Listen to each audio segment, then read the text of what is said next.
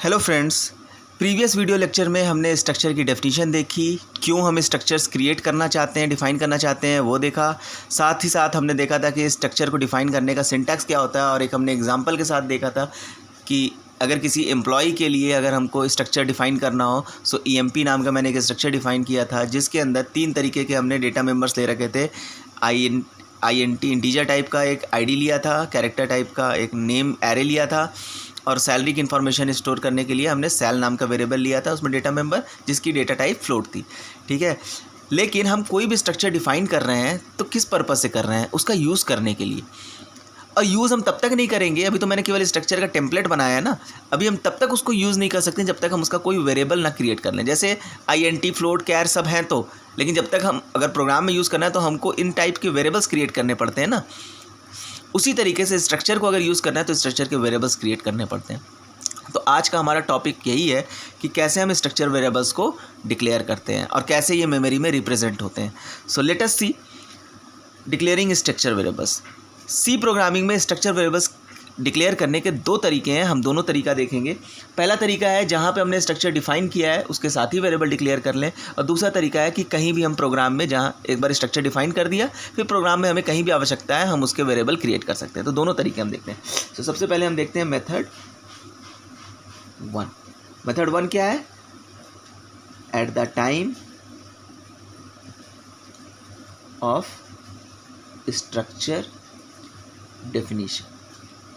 तो पहला मेथड क्या कहता है? जिस समय हम स्ट्रक्चर डिफाइन कर रहे हैं उसी समय वेरिएबल क्रिएट कर लेते हैं। देखते हैं इस मेथड में क्या है।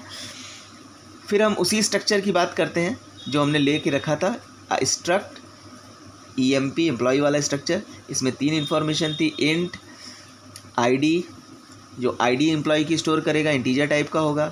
कैर, जिसके अंदर हम एक स्ट्रिंग स्टोर करना चाहते हैं तो इसको हमने एरे लिया हुआ है नेम नाम का, जिसके अंदर हम किसी भी एम्प्लॉय का नेम स्टोर करेंगे। और तीसरा हमने लिया था डेटा मेंबर फ्लोट सैलरी, जो सैलरी स्टोर करेगा उस एम्प्लॉय कितनी है, और ये फ्लोटिंग टाइप का था। ठीक है, 3 तरीके की इन्फॉर्मेशन थी और ये हमारा स्ट्रक्चर डेफिनेशन का टेम्पलेट था। इसी के साथ हमको अगर कोई वेरिएबल किसी एम्प्लॉय के करस्पॉन्डिंग क्रिएट करना है तो हमने E1 नाम का एक वेरिएबल क्रिएट कर लिया। ठीक है, अब देखिए सेमीकोलन ऐसे लगाते हैं, लेकिन अब हमने वेरिएबल क्रिएट किया तो सेमीकोलन उसके बाद लगाया। तो जहाँ डिफाइन किया वहीं पर हमने इसका वेरिएबल भी क्रिएट कर लिया। ठीक है, अभी हम देखेंगे इस वेरिएबल को क्रिएट करने की वजह से होता क्या है, लेकिन फ़िलहाल हम दूसरा मेथड पहले देख लेते हैं, इसके बाद दोनों को एक साथ समझेंगे। मेथड 2। सो मेथड 2 में हम क्या करते हैं? This is method 1, this is method 2। तो मेथड 2 में हम क्या करेंगे? हमने स्ट्रक्चर डिफाइन कर दिया कहीं भी। ठीक है, जैसे मान लीजिए हमने ये डिफाइन तो कर लिया है, एक वेरिएबल हमने यहाँ क्रिएट कर लिया। इसी डेफिनेशन का यूज़ करके हम प्रोग्राम में कहीं भी अगर हमें अपना स्ट्रक्चर वेरिएबल क्रिएट करना है, E2, E3, E4, E5 जितने भी हम करना चाहें तो हम कर सकते हैं। तो देखें वो कैसे होगा। तो सिंटैक्स क्या होगा? सबसे पहले हम उसका ये देखते हैं। सिंटैक्स क्या होगा? स्ट्रक्ट स्ट्रक्चर नेम, स्ट्रक्चर का नाम देना पड़ेगा, और वेरिएबल नेम। यहाँ पे किस वेरिएबल की बात हो रही है? स्ट्रक्चर वेरिएबल की बात हो रही है। तो यानी हमें क्या देना पड़ेगा? स्ट्रक्ट, और किस स्ट्रक्चर का? स्ट्रक्ट लिखने से तो केवल ये पता चलता है कि स्ट्रक्चर वेरिएबल क्रिएट होने वाले हैं, लेकिन किस स्ट्रक्चर का? हो सकता है EMP के साथ साथ हम और भी स्ट्रक्चर बना रखे हैं, तो कौन से स्ट्रक्चर का वेरिएबल क्रिएट हो रहा है, तो वो स्ट्रक्चर नाम से हमारा पता चलेगा कि किस स्ट्रक्चर का हम वेरिएबल क्रिएट करेंगे। और यहाँ पे वेरिएबल नेम है, तो अगेन ये कीवर्ड है, ये स्ट्रक्चर का नाम है जो पहले से डिफाइन कर रखा है मैंने, और वेरिएबल का एक नाम है जिस नाम का हम वेरिएबल क्रिएट करना चाहते हैं। जैसे यहाँ पे E1 है, उसी तरह हम और भी वेरिएबल क्रिएट कर सकते हैं। ठीक है, तो एक तरह से देखिए इसकी डेफिनेशन बिल्कुल, इसमें कन्फ्यूज सिंटैक्स जरूर आपको बड़ा लग रहा है, लेकिन ये बहुत ईजी है याद करने में।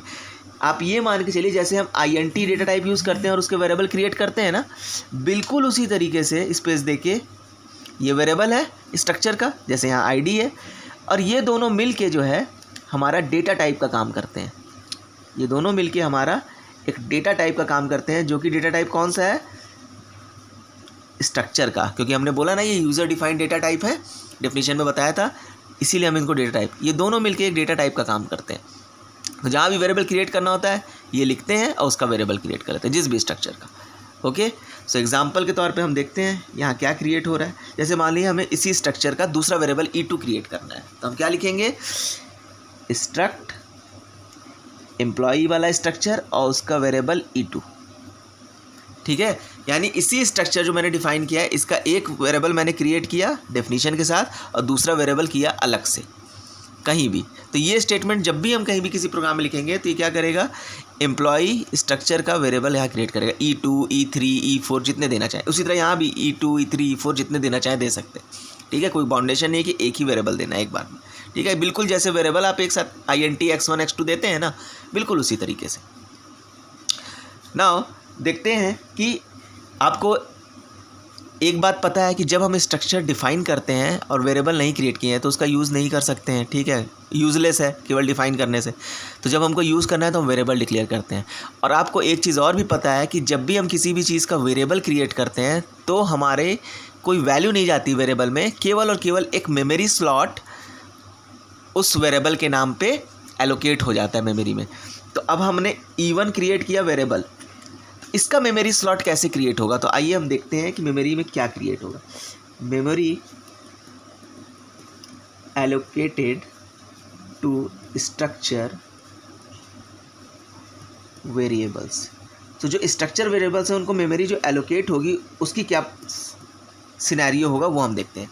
तो जैसे ही मैंने देखिए E1 क्रिएट किया तो एक मेमोरी क्रिएट हो जाएगी E1 के करस्पॉन्डिंग। जैसे कोई भी मेमोरी क्रिएट होती है ना वेरिएबल में, E1 के करस्पॉन्डिंग एक मेमोरी क्रिएट हो जाएगी। और E1 क्या है, स्ट्रक्चर वेरिएबल है, किसका, एम्प्लॉय का। अब स्ट्रक्चर E1 में क्या क्या इन्फॉर्मेशन है देखिए, ID है, नेम है, सैलरी है। तो ये सारी इन्फॉर्मेशन यहाँ स्टोर होनी है, तो सबके लिए स्पेस होना चाहिए भाई। वेरिएबल क्या होता है, कंटेनर होता है जिसमें हम इन्फॉर्मेशन स्टोर करते हैं। इंटीजर होता है तो उतनी स्पेस होनी चाहिए कि इंटीजर वैल्यू स्टोर कर सके। 2 बाइट जैसे हम एग्जांपल में लेते हैं टर्बो सी में, ठीक है। GCC कंपाइलर में 4 बाइट ले लेता है इंटीजर, ठीक है। तो जो भी लेता है उतनी कैपेसिटी मेमोरी एलोकेट होनी चाहिए। तो यहाँ पे 3 इन्फॉर्मेशन ID, नेम, सैलरी सब यहाँ मेमोरी में स्टोर होनी है। तो तीनों के करस्पॉन्डिंग 2 बाइट इसके लिए, 15 बाइट इसके लिए और 4 बाइट इसके लिए। तो ID के लिए, ID को स्टोर करने के लिए हमें कितनी बाइट चाहिए, 2 बाइट। ये कितने बाइट लेगा, 2 बाइट, क्योंकि हम मान के चल रहे हैं कि इंटीजर जो है वो 2 बाइट लेता है, ठीक है। उसी तरह ये वाला नेम स्टोर करने के लिए, ठीक है। नेम स्टोर करने के लिए हमें क्या चाहिए, कैरेक्टर एरे। और कैरेक्टर एरे कितने साइज़ का है, 15 साइज़ का। और हर एक कैरेक्टर कितने बाइट लेता है, 1 बाइट, ठीक है। तो यानी 15 साइज़ का कैरेक्टर है तो ये कितने हो गए, 15 बाइट्स। तो नेम के लिए कितनी मेमोरी हमें चाहिए, 15 बाइट्स, क्योंकि हर एक कैरेक्टर एरे का 1 बाइट लेगा। उसी तरीके से सैलरी स्टोर करने के लिए हमें कितने चाहिए, 4 बाइट्स, राइट, क्योंकि ये फ्लोटिंग टाइप है और फ्लोटिंग वैल्यू कितने लेती है, 4 बाइट्स, ठीक है। तो यानी टोटल अगर मैं इसको काउंट करूं तो टोटल कितनी मेमोरी एलोकेट हो गई, 2 + 15 17 4 21। तो टोटल हो गई हमारी 21 बाइट्स मेमोरी। तो यानी जैसे ही मैं E1 वेरिएबल डिक्लेयर करता हूँ जो कि स्ट्रक्चर एम्प्लॉय का है वेरिएबल, उससे करस्पॉन्डिंग 21 बाइट्स की मेमोरी क्रिएट हो जाएगी, जिसमें 2 बाइट ID के लिए, 15 बाइट इसके लिए और 4 बाइट इसके लिए। सिमिलरली E2 भी चूंकि स्ट्रक्चर वेरिएबल है, इसके लिए भी मेमोरी ऐसे ही एलोकेट होगी। E2 के करस्पॉन्डिंग भी उसी तरीके से मेमोरी एलोकेट हो जाएगी E2, ठीक है। तरीका केवल डिक्लेरेशन का अलग है, मेमोरी एकदम बिल्कुल वैसे ही एलोकेट होगी जैसे E1 की होगी, बिल्कुल वैसे ही E2, क्योंकि दोनों ही structure variable. So 2 byte, 15 byte, 4 byte. So ID, name and sal, okay. So 2 bytes, 15 bytes and 4 bytes, ठीक है, इसके लिए भी। लेकिन ये E1 की मेमोरी है, ये E2 की मेमोरी है, right.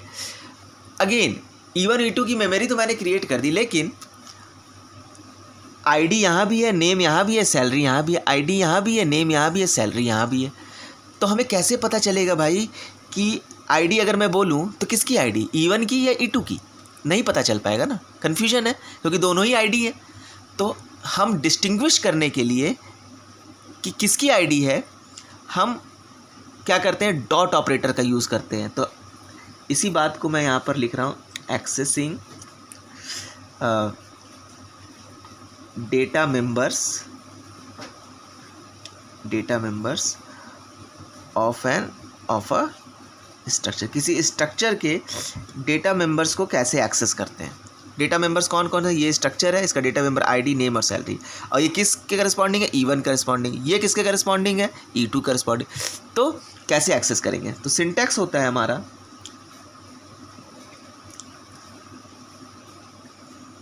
Structure variable name dot operator use करेंगे, ठीक है, डॉट मेंबर नेम, ठीक है।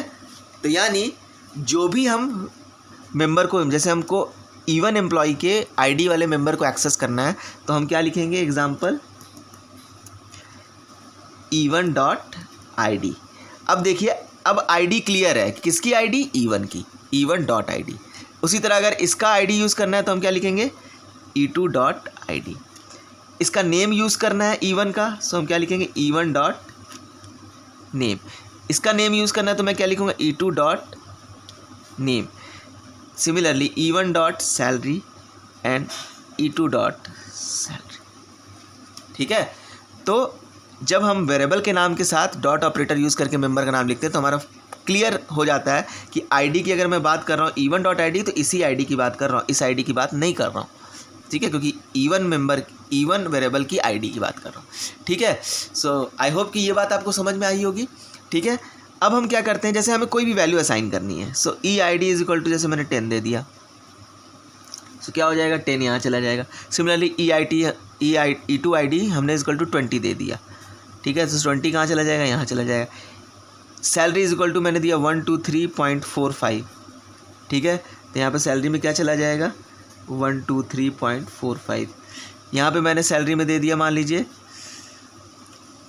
200.35, यहाँ पे मैंने दे दिया 200.35, तो यहाँ सैलरी में क्या चला गया, 200.35। अगेन E1 डॉट नेम और E2 डॉट नेम को हम डायरेक्टली असाइन नहीं कर सकते स्ट्रिंग कोई कोट में, क्योंकि आपको पता होगा डायरेक्ट असाइनमेंट पॉसिबल नहीं है, हमने जब स्ट्रिंग पढ़ाई थी तो आपको बताया था।